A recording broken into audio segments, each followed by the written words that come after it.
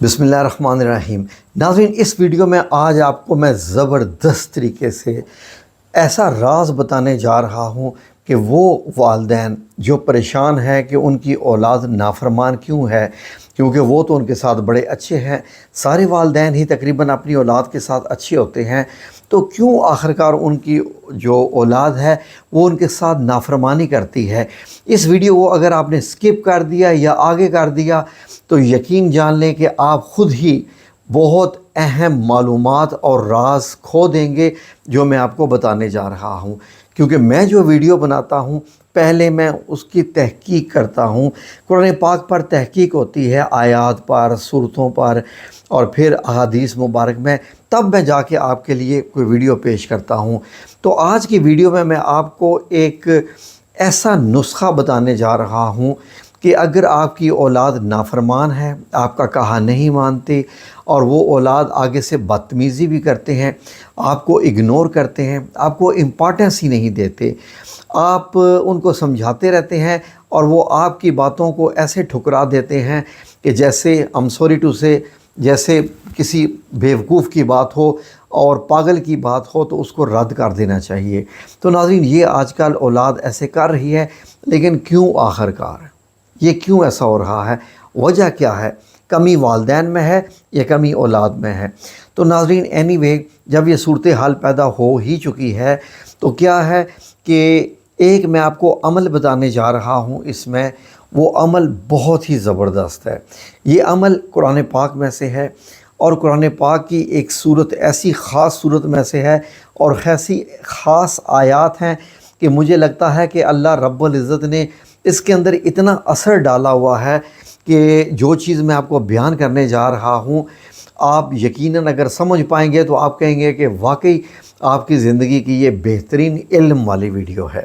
تو غور سے سنیے، جتنے بھی والدین ہیں یہ ویڈیو پوری سنیں، جتنی بھی اولادیں ہیں وہ بھی یہ ویڈیو سنیں، کیونکہ کل کو انہوں نے بھی والدین بننا ہے۔ جی ناظرین، جب انہوں نے بھی والدین بننا ہے تو میری اس ویڈیو کو یاد کیجئے گا کہ کسی انکل نے ایک ایسی بات بتائی تھی جو راز کی بات تھی۔ ناظرین، سورہ احقاف میں اللہ رب العزت نے اس معاملے کو بڑا خوبصورتی سے بیان کیا ہے، یہ جو اولاد اور والدین والا جو مسئلہ ہے۔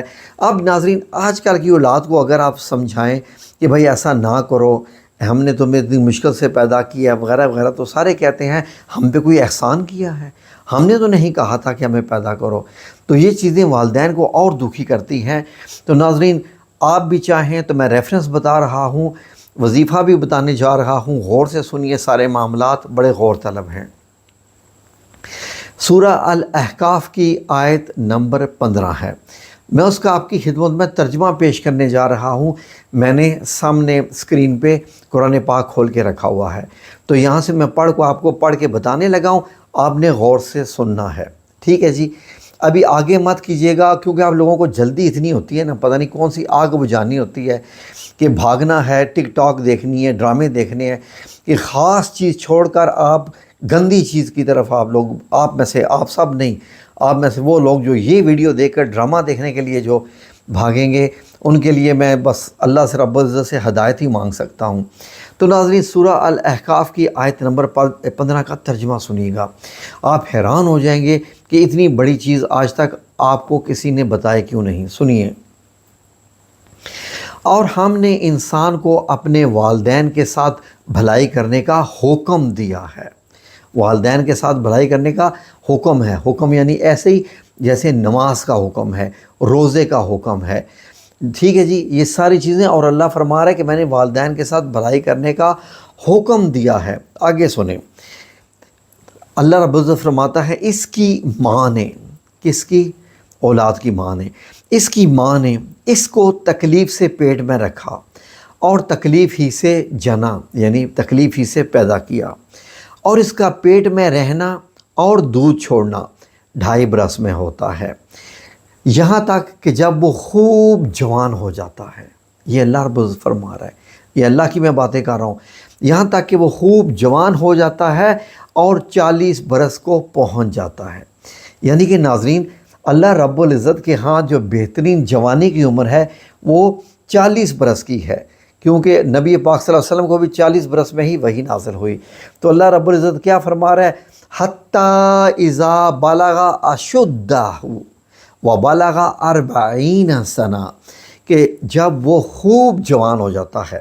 دیکھیں خوب جوان یعنی جو پیک جوانی ہوتی ہے، ہم سمجھتے ہیں کہ 25 سال کی ہے، 24 سال کی ہے، نہیں۔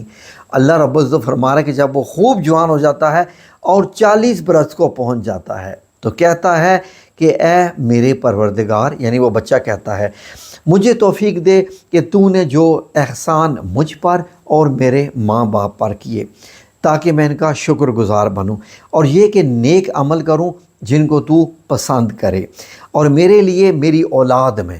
اب دیکھیں وہ بچہ جو خود نیک بنا، ماں باپ کو نیکی سے کیا، اب وہ کیا کہہ رہا ہے؟ اور میرے لیے میری اولاد میں صلاح اور تقوی دے دے، یعنی اصلاح، نیکی اور تقوی دے دے، میں تیری طرف رجوع کرتا ہوں یا اللہ، یعنی میں تیری طرف واپس آتا ہوں، پلٹتا ہوں، تجھ سے یہ میں فریاد کرتا ہوں اور میں فرما بردار ہوں۔ سب سے پہلے تو یہ کہ وہ بندہ کہہ رہا ہے میں خود فرما بردار ہوں۔ ناظرین غور کریں، اللہ رب العزت کیا فرما رہا ہے کہ وہ بچہ پہلے خود جب کہہ رہا ہے کہ میں خود فرما بردار ہوں، تو اب میری اولاد کو بھی نیک اور صلاح کرنا۔ اس کا مطلب یہ ہے کہ بعض والدین جن کی اولاد نافرمان ہوتی ہے، یقیناً انہوں نے اپنی زندگی میں، جوانی میں اپنے والدین کو کسی نہ کسی معاملے میں تنگ کیا ہوتا ہے، بدتمیزی کی ہوتی ہے، نافرمانی کی ہوتی ہے، جس کی وجہ سے ان کی اولاد بھی ان کے ساتھ نافرمانی کرتی ہے۔ یہ آیت فرما رہی ہے کیونکہ میں نافرمان ہوں تو میری اولاد کو بھی اصلاح اور تقوی دینا۔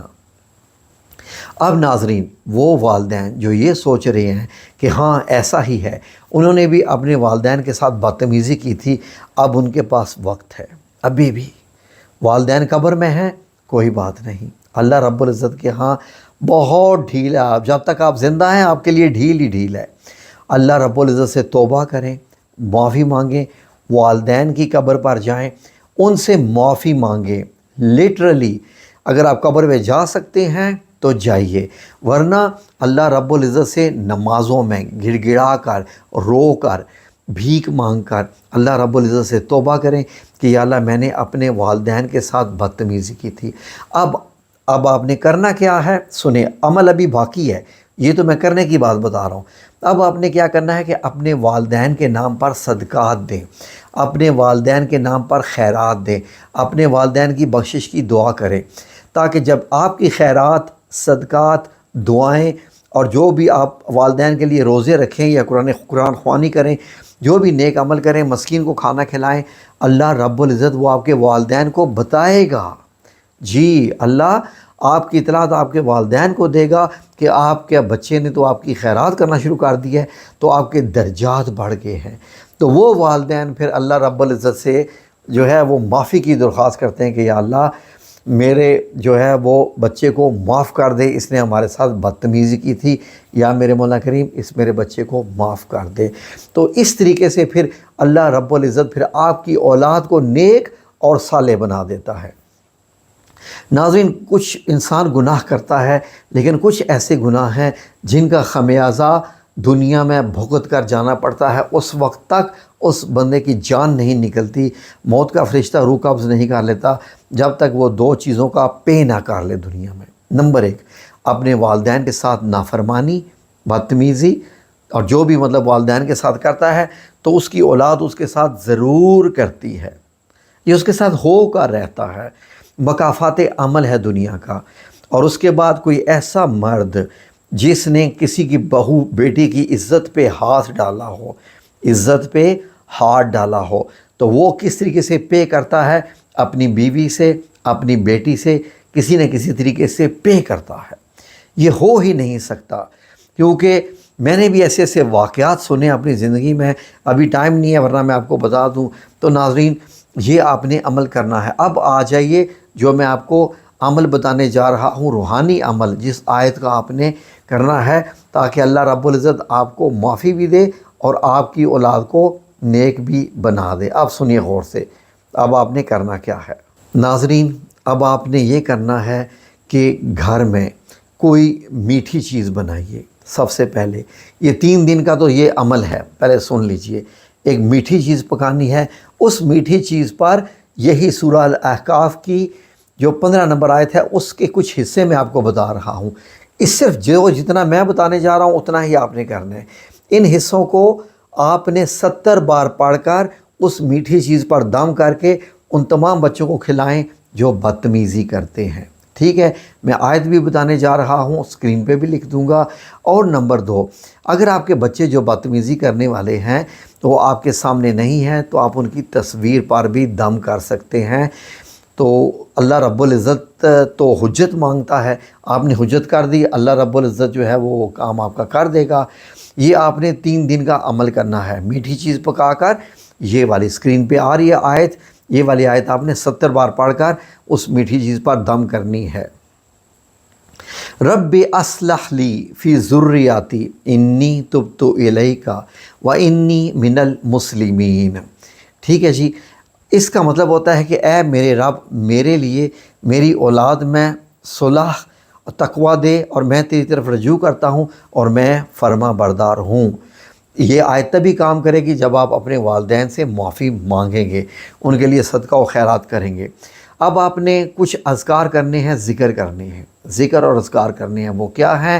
اول آخر 7 بار درود پاک پڑھنا ہے. یہ اپنے 40 دن کا ذکر کرنا ہے، 40 دن کا ذکر کرنا ہے. صبح و شام 70 بار، یہی جو میں نے آپ کو آیت بتائی ہے پہلے، اس کو آپ نے 70 بار صبح، 70 بار شام کو پڑھنا ہے. ٹھیک ہے جی، اور یہ آپ نے کام اس طریقے سے کرنا ہے کم از کم 40 دن. یہ 40 دن کا عمل ہے. 70 بار صبح اس آیت کو پڑھنا ہے، 70 بار شام کو کرنا ہے. اللہ سے دعا مانگنی ہے، اللہ سے معافی مانگنی ہے، تب جا کے آپ کی اولاد ایسی سدھر جائے گی جیسا آپ چاہتے ہیں انشاءاللہ باذن اللہ تعالی. ٹھیک ہے جی، تو اللہ رب العزت آپ کا حامی و ناصر ہو. میری تو دعا ہے کہ اللہ رب العزت سب کو فرما بردار کر دے، ورنہ کھاتے پیتے گھر میں سکون اڑ جاتا ہے. جتنا مرضی پیسہ ہو، پیسہ سکون نہیں دے سکتا. اگر آپ کی اولاد آپ سے جھگڑا کرتی ہے، وہ آپ کو سونے کا نوالہ بھی کھلا دیں، اولاد آپ کی اگر بدتمیزی سے بولیں گے تو آپ کے دل کو تڑپا دے گی.